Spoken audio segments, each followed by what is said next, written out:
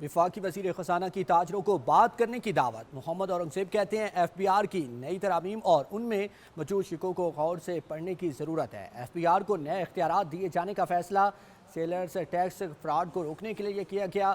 جتنی گنجائش تھی تنخواہ دار طبقے کو ٹیکس میں ریلیف دیا۔ 75 ارب روپے کے سیلز ٹیکس ریفنڈز دیے جا چکے ہیں۔ وزیر خزانہ نے بزنس کمیونٹی سے کل ملاقات کرنے کا بتا دیا۔ Overseas investor chamber of commerce and industry میں وزیر خزانہ نے اہم ملاقاتیں کرنے کے بعد میڈیا سے گفتگو میں بتایا کہ موجودہ قانون میں سیل ٹیکس فراڈ روکنے کے لیے سیف گارڈ شامل کر دیے گئے ہیں۔ 5 کروڑ روپے سے زائد کی بے ضابطگی کی صورت میں گرفتاری صرف کمشنر یا 3 رکنی ایف بی آر بورڈ کی منظوری کے بعد ہی ممکن ہوگی۔ بہت ایک بات چل رہی ہے اور سوال چل رہا ہے کہ ایف بی آر کو جو ایڈیشنل پاورز دی گئی، آئی تھنک اس میں تھوڑا سا سمجھنے کی بات ہے کہ اس وقت ایگزسٹنگ لا تھا کیا۔ اب تو خیر ایگزسٹنگ لا اور ہے جو پارلیمنٹ نے پاس کر دیا ہے۔ اگر پچھلے لا میں جائیں تو پہلی بات تو سمجھنے کی یہ ہے کہ اس کا انکم ٹیکس کے ساتھ کوئی تعلق نہیں۔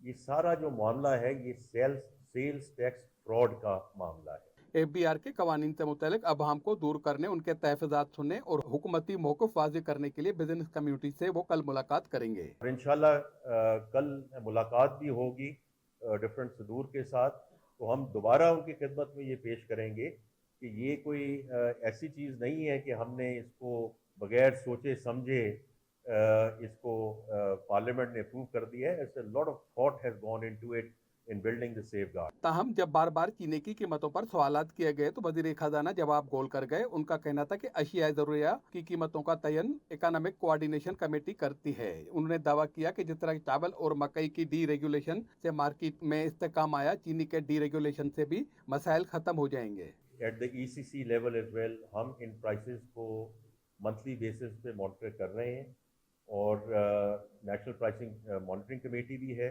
بٹ ای سی سی بھی ہمیں ڈائریکٹ کیا گیا ہے بائی دا کیبنٹ کہ ان کو مانیٹر کریں اور جو بھی اسٹیپس لینے ہیں اس میں لیے جائیں۔